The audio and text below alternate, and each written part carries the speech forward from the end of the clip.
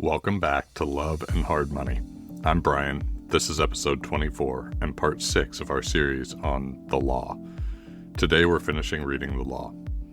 One of the main themes so far is that the law cannot make people virtuous. It cannot create wealth. It cannot make people wise or industrious or generous.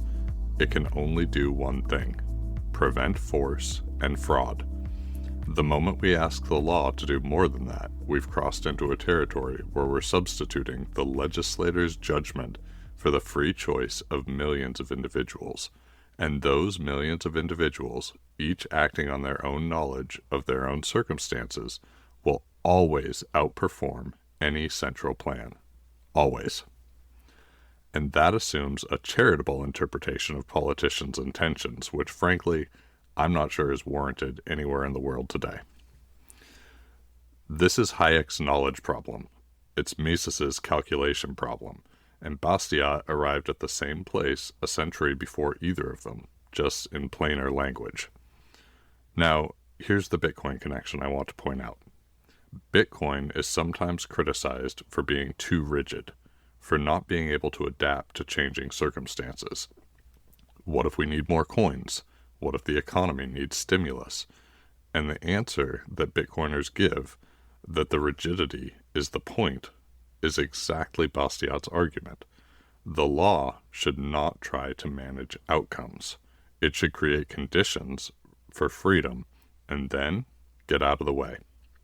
A money that cannot be manipulated is a money that's doing exactly what Bastiat's proper law does: protecting your property. Unfortunately, it can't do anything directly to protect your life or liberty, but there are other ways to defend those that a lot of Bitcoiners explore as well. The rigidity in Bitcoin isn't a bug. It's the whole design. Today we're going to finish reading, and this will be a long stretch. Bastiat's conclusion is a kind of quiet triumph. After spending the entire essay diagnosing the disease, legal plunder, the fatal idea, the perversion of law, he ends with a vision of what a just society actually looks like, and it's simpler than you might expect. It doesn't require utopia. It doesn't require a perfect government or enlightened leaders or a population of saints.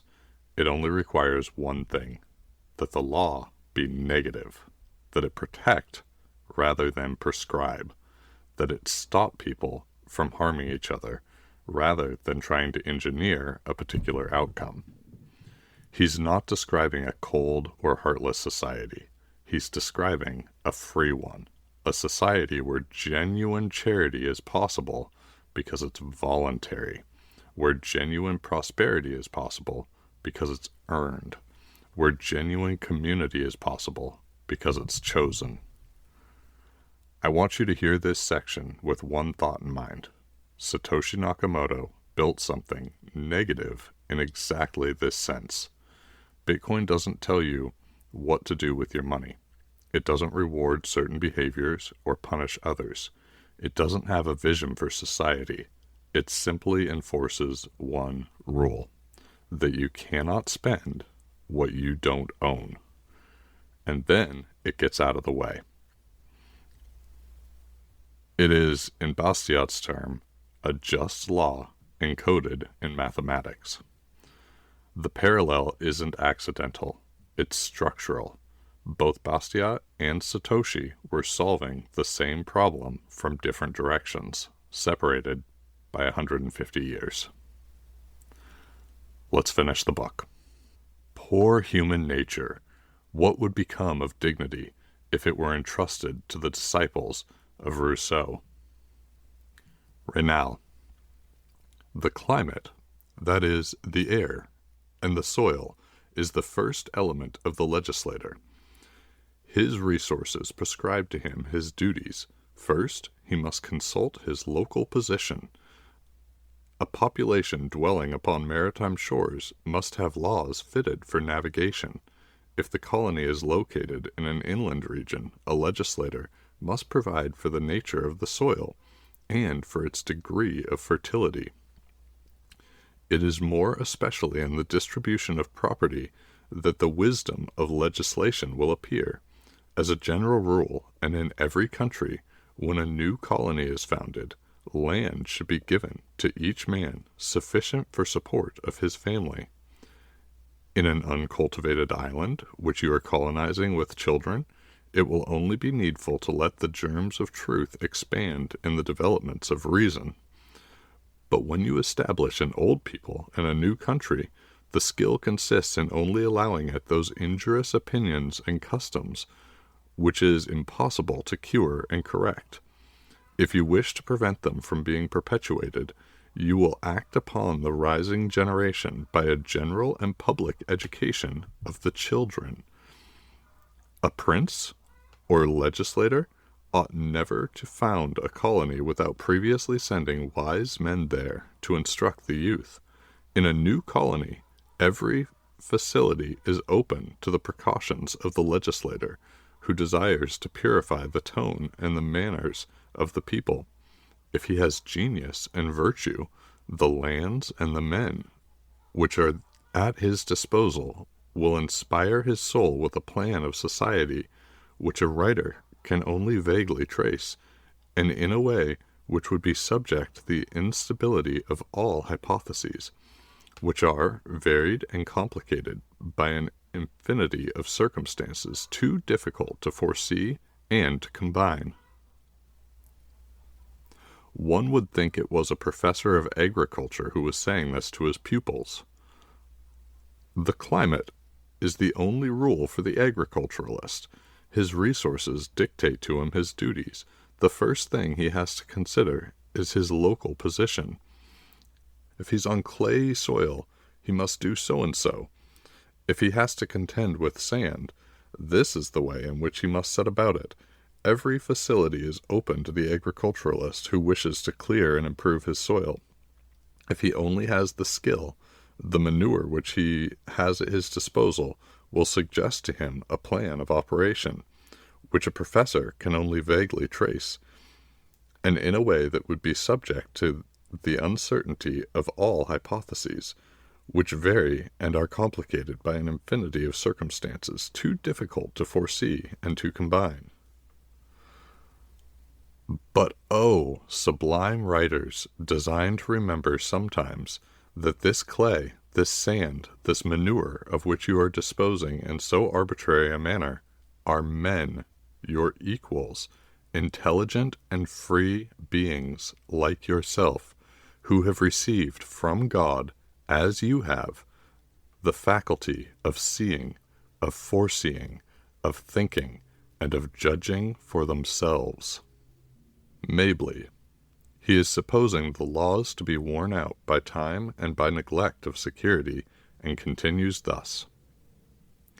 Under these circumstances, we must be convinced that the springs of government are relaxed. Give them a new tension. It is the reader to who is addressed, and the evil will be remedied. Think less of punishing the faults than of encouraging the virtues which you want. By this method you will bestow upon your republic the vigor of youth. Through ignorance of this, a free people has lost its liberty. But if the evil has made so much way that the ordinary magistrates are unable to remedy it effectually, have recourse to an extraordinary magistrate, whose time should be short, and its power considerable. The imagination of citizens requires to be impressed. In this style he goes on through 20 volumes. There was a time when, under the influence of teaching like this, which is the root of classical education, everyone was for placing himself beyond and above mankind, for the sake of arranging, organizing, and instituting it in his own way. Condillac. Take upon yourself, my lord, the character of Lycurgus or of Solon. Before you finish reading this essay, amuse yourself with giving laws to some wild people in America or in Africa. Establish these roving men in fixed dwellings. Teach them to keep flocks. Endeavor to develop the social qualities which nature has implanted in them. Make them begin to practice the duties of humanity. Cause the pleasures of the passions to become distasteful to them by punishments, and you will see these barbarians, with every plan of your legislation, lose a vice and gain a virtue. All these people have had laws, but few among them have been happy. Why is that? Because legislators have almost always been ignorant of the object of society, which is to unite families by a common interest. Impartiality in law consists of two things: in establishing equality in the fortunes and the dignity of citizens, in proportion to the degree of equality established by the laws, the dearer will become to every citizen. How can avarice, ambition, dissipation, idleness, sloth, envy, hatred, or jealousy agitate men who are equal in fortune and dignity, and to whom the laws leave no hope of disturbing their equality? What has been told you of the Republic of Sparta ought to enlighten you on this question. No other state has had laws more in accordance with the order of nature or of equality. It is not to be wondered that the 17th and 18th centuries should have looked upon the human race as inert matter, ready to receive everything, form, figure, impulse, movement, and life, from a great prince, or a great legislator, or a great genius. These ages were reared in the study of antiquity, and antiquity presents everywhere, in Egypt, Persia, Greece, and Rome, the spectacle of a few men molding mankind according to their fancy, and mankind, to this end, enslaved by force or imposture. And what does this prove?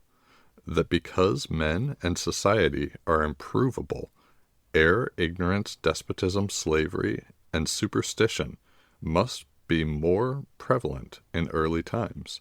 The mistake of writers quoted above is not that they asserted this fact, but that they have proposed it as a rule for the admiration and imitation of future generations. Their mistake has been, with an inconceivable absence of discernment, and upon the faith of the puerile conventionalism, that they have admitted what is inadmissible, viz. The grandeur, dignity, morality, and well-being of the artificial societies of the ancient world.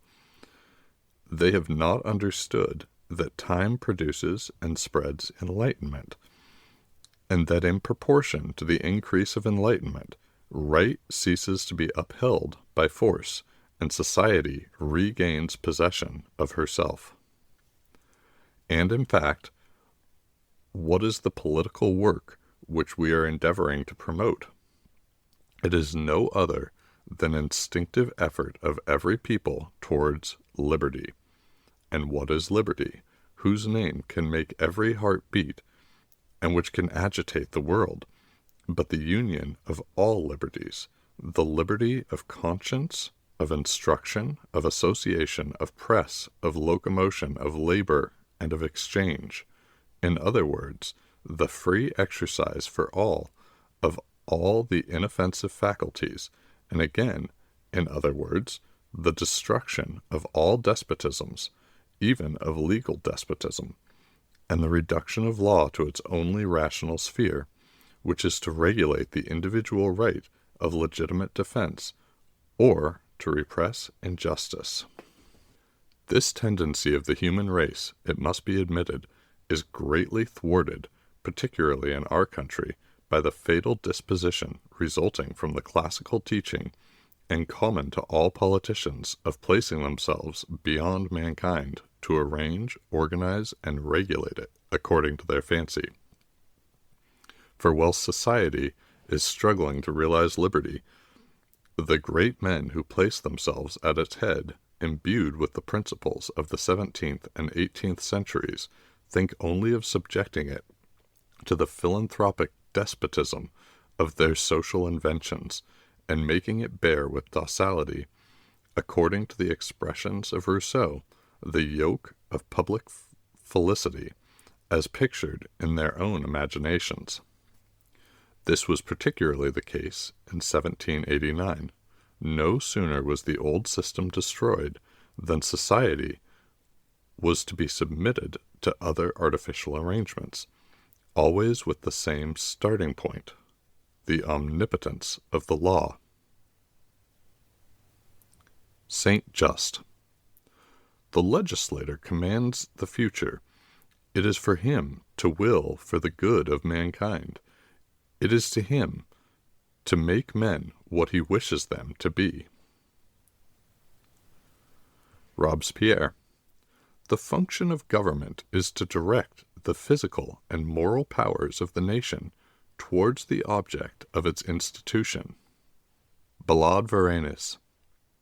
A people who are to be restored to liberty must be formed anew. Ancient prejudices must be destroyed, antiquated customs changed, depraved affections corrected, inveterate vices eradicated. For this, a strong force and a vehement impulse will be necessary. Citizens, the inflexible austerity of Lycurgus created the firm basis of the Spartan Republic. The feeble and trusting disposition of Solon plunged Athens into slavery. The parallel contains the whole service of government. Le Pelletier. Considering the extent of human degradation, I am convinced of the necessity of effecting an entire regeneration of the race, and if I may so express myself, of creating a new people. Men, therefore, are nothing but raw material. It is not for them to will their own improvement. They are not capable of it, according to Saint Just.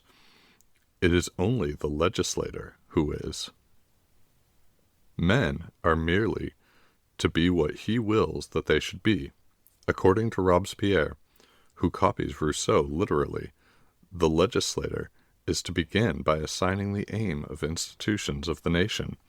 After this, the government has only to direct all its physical and moral forces towards this end.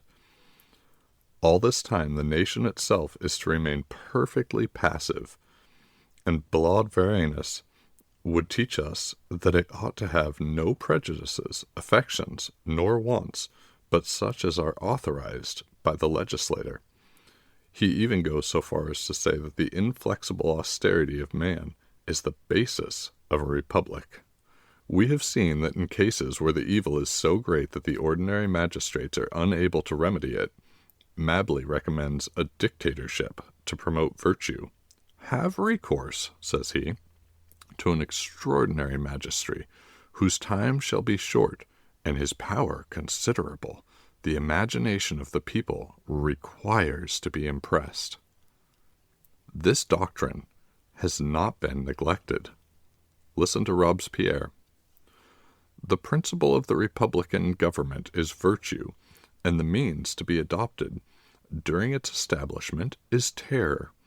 We want to substitute in our country morality for egotism, probity for honor, principles for customs, duties for decorum, and empire for reason, for the tyranny of fashion, contempt of vice for contempt of misfortune, pride for insolence, greatness of soul for vanity, love of glory for love of money, good people for good company, merit for intrigue, genius for wit, truth for glitter, the charm of happiness for the weariness of pleasure, the greatness of man for the littleness of the great, a magnanimous, powerful, happy people for one that is easy, frivolous, degraded. That is to say, we would substitute all the virtues and miracles of the Republic for all the vices and absurdities of monarchy. At what a vast height above the rest of mankind does Robespierre place himself here! And observe the arrogance with which he speaks. He is not content with expressing a desire for great renovation of the human heart. He does not even expect such a result from a regular government.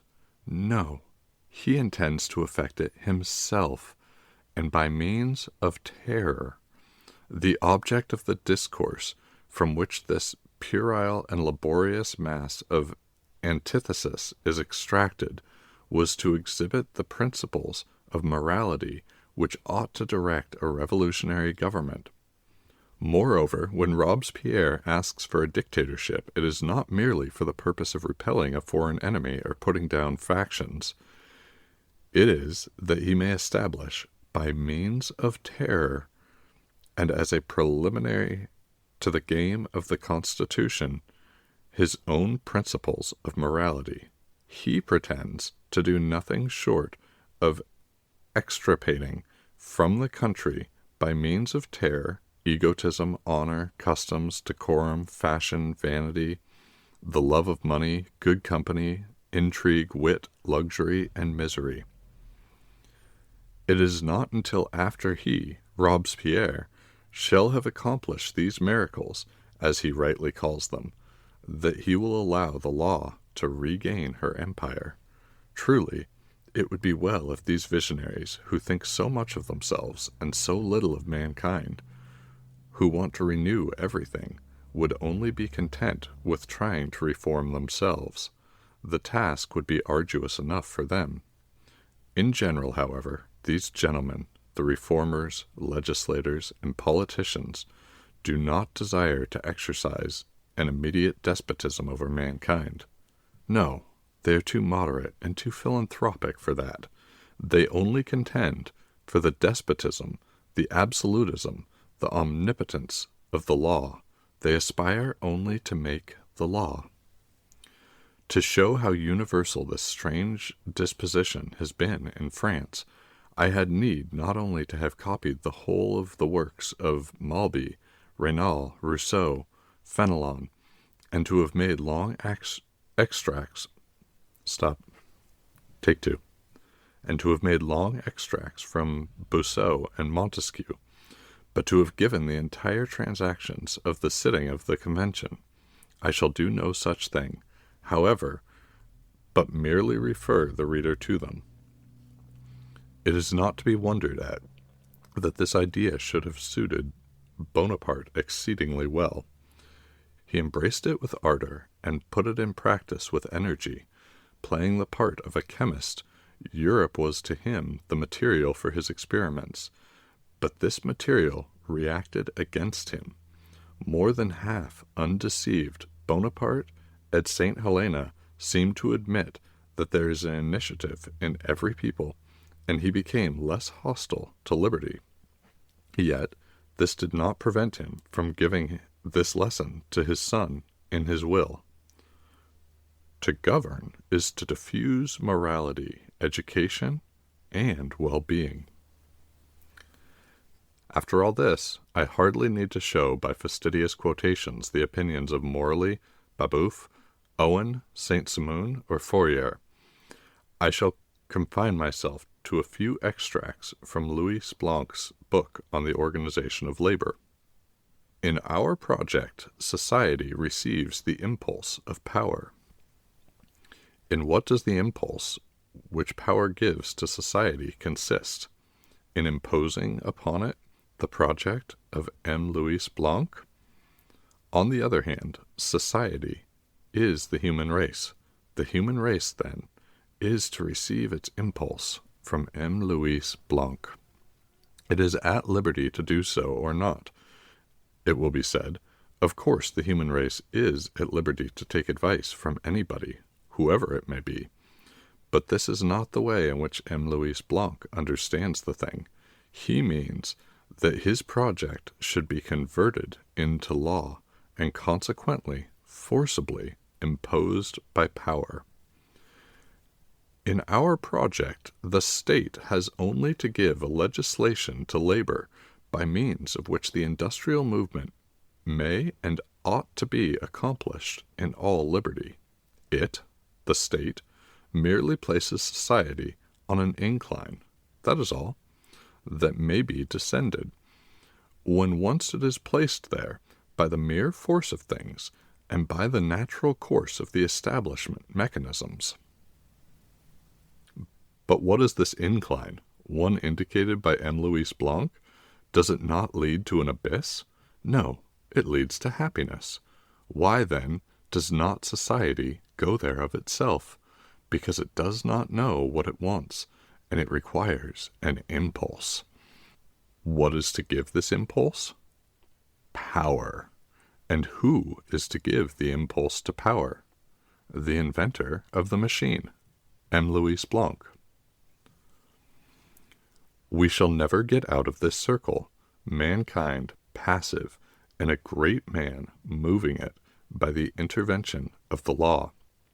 Once on this incline, will society enjoy something like liberty? Without a doubt. And what is liberty? Once and for all, liberty consists not only in the right granted, but in the power given to man to exercise, to develop his own faculties under the empire of justice and under the protection of the law. And this is no vain distinction. There's deep meaning in it, and its consequences are not to be estimated. For when once it is admitted that man, to be truly free, must have the power to exercise and develop his faculties, it follows that every member of society has a claim upon it for such instruction as shall enable it to display itself, and for the instruments of labor, without which human activity can find no scope. Now, by whose intervention is society to give to each of its members the requisite instruction and necessary instruments of labor, unless by that of the state? Thus, liberty is power. In what does this power consist? In possessing instruction and instruments of labor. Who is to give instruction and instruments of labor? Society. Who owes them? By whose intervention is society to give instruments of labor to those who do not possess them? By the intervention of the state. From whom is the state to obtain them? It is for the reader to answer this question, and to notice whither this all tends.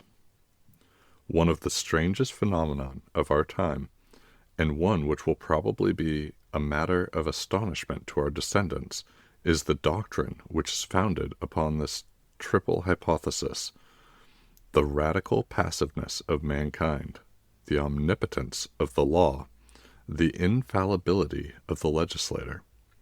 This is the sacred symbol of the party which proclaims itself exclusively democratic. It is true that it professes to be social. So far as it is democratic, it has an unlimited faith in mankind. So far as it is social, it places it beneath the mud. Are political rights under discussion? Is a legislator to be chosen? Oh, then the people possess science by instinct. They are gifted with an admirable tact. Their will is always right. The general cannot err. Suffrage cannot be too universal. Nobody is under any responsibility to society. The will and the capacity to choose are well taken for granted. Can the people be mistaken? Are we not living in an age of enlightenment? What? Are the people to always be kept in leading strings? Have they not acquired the rights at the cost of an effort and sacrifice? Have they not given sufficient proof of intelligence and wisdom? Are they not arrived at maturity? Are they not in the state to judge for themselves? Do they not know their own interests? Is there a man or a class who would dare to claim the right of putting himself in the place of the people, of deciding, of acting for them? No, no. The people would be free, and they shall be so. They wish to conduct their own affairs, and they shall do so. But when once the legislator is duly elected, then indeed the style of his speech alters. The nation is sent back into passiveness, inertness, nothingness, and the legislator takes possession of omnipotence. It is for him to invent. for him to direct, for him to impel, for him to organize. Mankind has nothing to do but submit. The hour of despotism has struck, and we must observe that this is decisive, for the people, just before so enlightened, so moral, so perfect, have no inclinations at all, or, if they have any, they all lead them downwards toward degradation. And yet they ought to have a little liberty. But are we not assured by M. Considerant that liberty leads fatally to monopoly? Are we not told that liberty is competition, and that competition, according to M. Louis Blanc, is a system of extermination for the people and of ruination for the trade? For that reason, people are exterminated and ruined in proportion that they are free. Take, for example, Switzerland, Holland, England, and the United States. Does not M. Louis Blanc tell us again that competition leads to monopoly, and that, for the same reasons, cheapness leads to exorbitant prices, that competition tends to drain the sources of consumption and urges of production to a destructive activity, that competition forces production to increase and consumption to decrease, whence it follows that free people produce for the sake of not consuming, that there is nothing but oppression and madness among them, and that it is absolutely necessary for M. Louis Blanc to see it. What sort of liberty should be allowed to men? Liberty of conscience? But we should see them all profiting by the permission to become atheists. Liberty of education? But parents would be paying professors to teach their sons immorality and error. Besides, if we are to believe M. Thayer's, education, if left to the national liberty, would cease to be national, and we should be educating our children in the ideas of the Turks or Hindus, instead of which, thanks to the legal despotism of the universities, they have the good fortune to be educated in the noble ideas of the Romans. Liberty of labor? But this is only competition, whose effect is to leave all productions unconsumed, to exterminate the people, and to ruin the tradesmen. The liberty of exchange? But it is well known that protectionists have shown over and over again that a man must be ruined when he exchanges freely, and that to become rich it is necessary to exchange without liberty. Liberty of association? But, according to the socialist doctrine, liberty and association exclude each other, for the liberty of men is attacked just to force them to associate. You must see, then, that the socialist democrats cannot in conscience allow men any liberty, because, by their own nature, they tend, in every instance, to all kinds of degradation and demoralization. We are therefore left to conjecture in this case upon what foundation universal suffrage is claimed for them with so much importunity. The pretenses of organizers suggest another question, which I have often asked them, and to which I am not aware that I ever received an answer. Such the natural tendencies of mankind are so bad that it is not safe to allow them liberty. How comes it to pass that the tendencies of organizers are always so good? Do not the legislators and their agents form a part of the human race? Do they consider that they are composed of different materials from the rest of mankind? They say that society, when left to itself, rushes to inevitable destruction because its instincts are perverse. They pretend to stop it in its downward course and to give it better direction. They have therefore received from heaven intelligence and virtues which place them beyond and above mankind. Let them show their title to this superiority. They would be our shepherds, and we are to be their flock. This arrangement presupposes in them a natural superiority, the right to which we are fully justified in calling upon them to prove. You must observe that I am not contending against them their right to invent social combinations, to propagate them, to recommend them, and to try them upon themselves at their own expense and risk, but I do dispute their right to impose them upon us through the medium of the law, that is, by force and by public taxes. I would not insist upon the Cabatists, the Fourierists, the Proudhonians, the academics, and the protectionists renouncing their own particular ideas. I would only have them renounce that idea which is common to them all, viz., that of subjecting us by force to their own groups and series, to the social workshop, to their gratuitous bank, to their Greco-Roman morality, and to their commercial restrictions. I would ask them to allow us the faculty of judging of their plans, not to oblige us to adopt them, if we find that they hurt our interest or are repugnant to our consciences. To presume to have recourse to power and taxation, besides being oppressive and unjust, implies further the injurious supposition that organized is infallible, and mankind incompetent.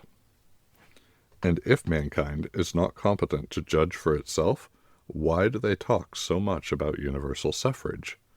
This contradiction in ideas, unhappily, is to be found also in facts, and whilst the French nation has preceded all others in obtaining its rights, or rather its political claims, this has by no means prevented it from being more governed, more directed, and imposed upon, and fettered, and cheated than any other nation. It is also the one, of all others, where revolutions are constantly to be dreaded, and it is perfectly natural that it should be so. So long as this idea is retained, which is admitted by all our politicians, and so energetically expressed by M. Louis Blanc in these words, society receives its impulse from power. So long as men consider themselves to be capable of feeling, yet passive, incapable of raising themselves by their own discernment and by their own energy to any morality or well-being, and while they expect everything from the law, in a word, while they admit that their relations with the state are the same as those of the flock with the shepherd, it is clear that the responsibility of power is immense. Fortune and misfortune, wealth and destitution, equality and inequality, all proceed from it. It is charged with everything. It undertakes everything. It does everything. Therefore, it has to answer for everything. If we are happy, it has the right to claim our gratitude. But if we are miserable, it alone must bear the blame. Are not our persons and our property, in fact, at its disposal? Is not the law omnipotent? In creating the universitary monopoly, it is engaged to answer the expectations of fathers, of families, who have been deprived of liberty, and these expectations are disappointed. Whose fault is it? In regulating industry, it has engaged to make it prosper. Otherwise, it would have been absurd to deprive it of its liberty. And if it suffers, whose fault is it? In pretending to adjust the balance of commerce by games of tariffs, it engages to make it prosper. And if, so far from prospering, it is destroyed, whose fault is it? In granting its protection to maritime armaments in exchange for their liberty, it is engaged to render them lucrative. And if they become burdensome, whose fault is it? Thus, there is no grievance in the nation for which the government does not voluntarily make itself responsible. It is to be wondered at that every failure threatens to cause a revolution. And what is the remedy proposed? To extend indefinitely the dominion of the law, i.e., the responsibility of government. But if the government engages to raise and to regulate wages, and is not able to do it, if it engages to assist all those who are in want, and is not able to do it, if it engages to provide an asylum for every laborer and is not able to do it, if it engages to offer all such as are eager to borrow gratuitous credit and is not able to do it, if, in words which we regret should have escaped the pen of M. de Lamartine, the state considers that the mission is to enlighten, to develop, to enlarge, to strengthen, to spiritualize, and to sanctify the soul of the people. If it fails in this, is it not evident that after every disappointment, which, alas, is more than probable, there will be a no less inevitable revolution? I shall now resume the subject of remarking that immediately after the economical part of the question, and at the entrance of the political part, a leading question presents itself.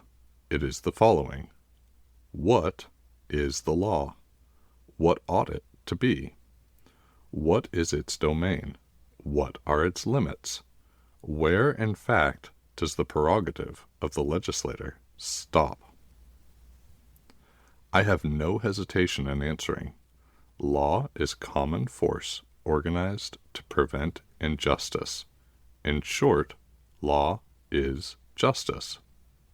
It is not true that the legislator has absolute power over our persons and property, since they pre-exist, and his work is only to secure them from injury. It is not true that the mission of the law is to regulate our conscience, our ideas, our will, our education, our sentiments, our works, our exchanges, our gifts, our enjoyments. Its mission is to prevent the rights of one from interfering with those of another in any one of these things. Law, because it has force for its necessary sanction, can only have as its lawful domain the domain of force, which is justice. And as every individual has a right to have recourse to force only in cases of lawful defense, so collective force, which is only the union of individual forces, cannot rationally be used for any other end. The law, then, is solely the organization of individual rights which existed before legitimate defense. Law is justice. So far from being able to oppress the persons of the people or to plunder their property, even for a philanthropic end, its mission is to protect the former and to secure the possession of the latter. It must not be said, either, that it may be philanthropic, so long as it abstains from all oppression, for this is a contradiction. The law cannot avoid acting upon our persons and property if it does not secure them. It violates them if it touches them. The law is justice. Nothing can be more clear or simple, more perfectly defined and bounded, or more visible to every eye, for justice is a given quantity, immutable and unchangeable, and which admits of neither increase nor diminution. Depart from this point. Make the law religious, fraternal, equalizing, industrial, literary, or artistic, and you will be lost in vagueness and uncertainty. You will be upon unknown ground, in a forced utopia, or, which is worse, in the midst of a multitude of utopias, striving to gain possession of the law, and to impose it upon you, for fraternity and philanthropy have no fixed limits like justice. Where will you stop? Where is the law to stop? One person, as M. de Saint-Cirq, will only extend his philanthropy to some of the industrial classes, and will require the law to dispose of consumers in favor of the producers. Another, like M. Considerant, will take the cause of the working classes and claim for them, by means of the law, at a fixed rate, clothing, lodging, food, and everything necessary for the support of life. A third, as M. Louis Blanc will say, and with reason, that this would be an incomplete fraternity, and that the law ought to provide them with instruments of labor and the means of instruction. A fourth will observe that such an arrangement still leaves room for inequality, and that the law ought to introduce into the most remote hamlets luxury, literature, and the arts. This is the high road to communism. In other words, legislation will be, what it now is, the battlefield for everybody's dreams and everybody's covetousness. Law is justice.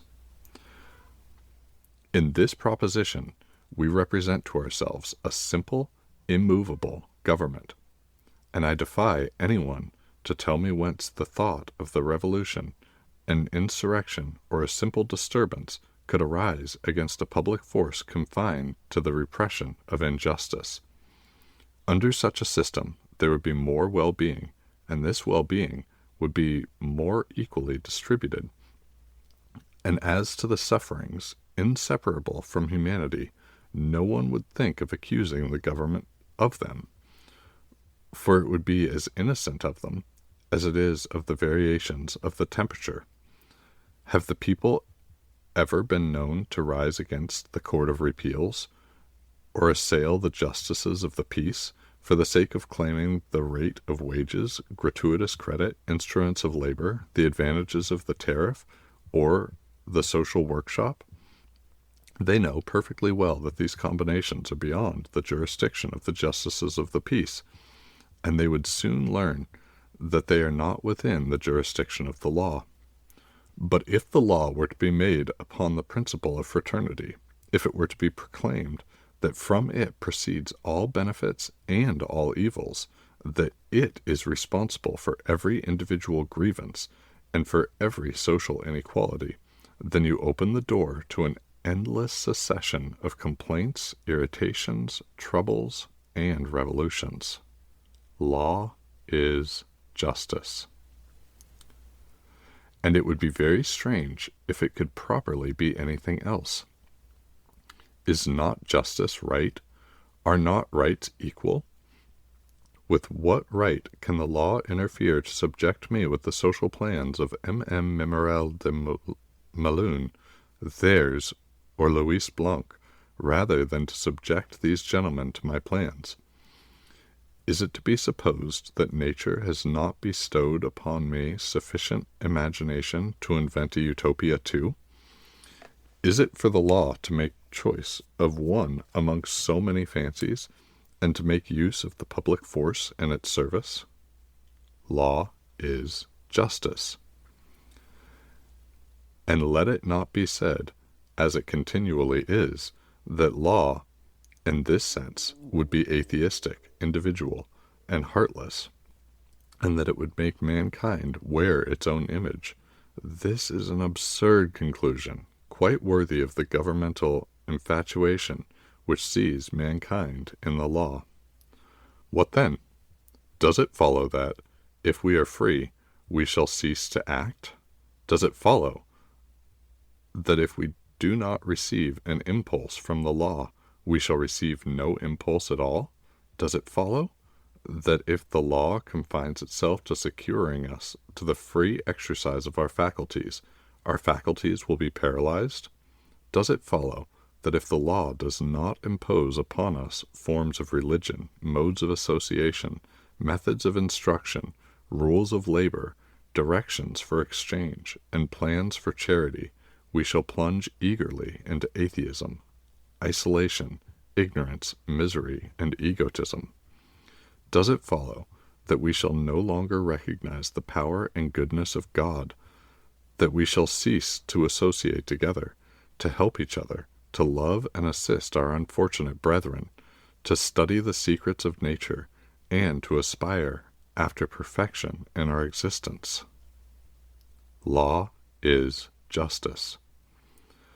And it is under the law of justice, under the reign of right, under the influence of liberty, security, stability, and responsibility, that every man will attain to the measure of his worth, to all the dignity of his being, and that mankind will accomplish with order and with calmness, slowly, it is true, but with certainty, the progress decreed to it. I believe that my theory is correct, for whatever be the question upon which I am arguing, whether it be religious, philosophical, political, or economical, whether it affects well-being, morality, equality, right, justice, progress, responsibility, property, labor, exchange, capital, wages, taxes, population, credit, or government, at whatever point of the scientific horizon I start from, I invariably come to the same thing. The solution of the social problem is in liberty. And have I not experience on my side? Cast your eye over the globe. Which are the happiest, the most moral, and the most peaceable nations? Those where the law interferes the least with private activity, where the government is the least felt, where individuality has the most scope, and public opinion the most influence, where the machinery of the administration is the least important and the least complicated, where taxation is the lightest and the least unequal, popular discontent the least excited and the least justifiable, where the responsibility of individuals and classes is the most active, and where, consequently, if morals are not in a perfect state, at any rate they tend incessantly to correct themselves, where transactions, meetings, and associations are the least fettered, where labor, capital, and production suffer the least from artificial displacements, where mankind follows most completely its own natural course, where the thought of God prevails the most over the inventions of men, those, in short, who realize the most nearly this idea, that within the limits of right all should flow from the free, perfectible, and voluntary action of man, nothing be attempted by law or by force, except the administration of universal justice. I cannot avoid coming to this conclusion, that there are too many great men in all the world.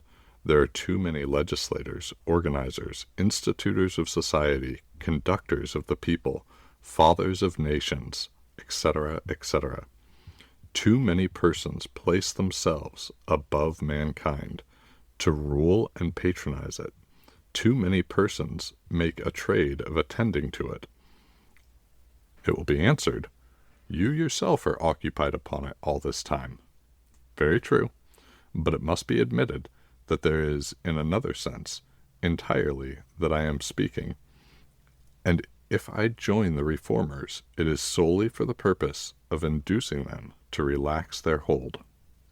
I am not doing as Vaucanson did with his automation, but as a psychologist does with the organization of the human frame. I would study and admire it.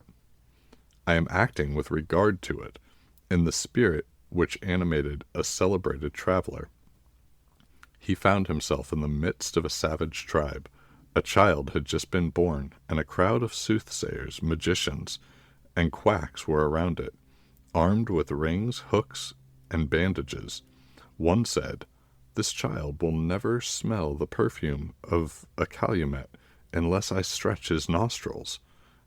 Another said, "He will be without the sense of hearing unless I draw his ears down to his shoulders."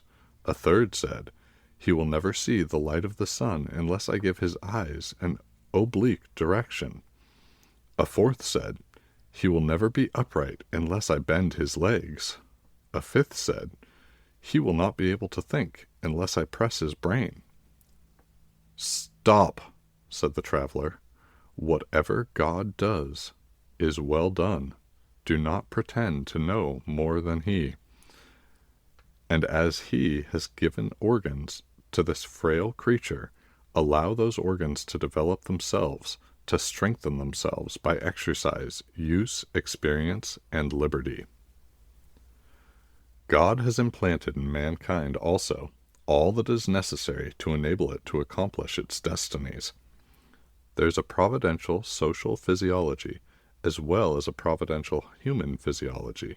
The social organs are constituted so as to enable them to develop harmoniously in the grand air of liberty. Away, then, with the quacks and the organizers. Away with their rings and their chains and their hooks and their pincers. Away with their artificial methods. Away with their social workshops, their governmental whims, their centralization, their tariffs, their universities, their state religions, their gratuitous or monopolizing banks, their limitations, their restrictions, their moralizations, and their equalization by taxation. And now, after having vainly inflicted upon the social body so many systems, let them end where they ought to have begun. Reject all systems, and make trial of liberty, which is an act of faith in God and in His work. Okay, that's where Bastiat ends, with a plea and a challenge. Try liberty. Next episode, last in the series, I'll be back to tie everything together that we've read, and to make the case that 150 years later, someone finally built the tool that makes Bastiat's argument enforceable. That's the closing episode. I'll see you there.